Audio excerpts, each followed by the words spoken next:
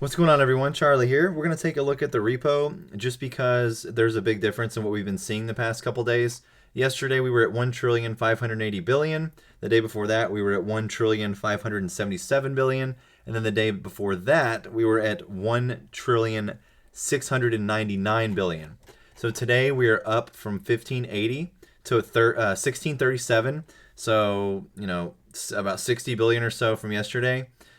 With one less counterparty. So that's a lot more per counterparty that was taken out. Award rate's obviously still 0.05. So yeah, repo's climbing back up towards the all-time high, which I believe the all-time high is sitting at 1748 right now. So 1,748 billion.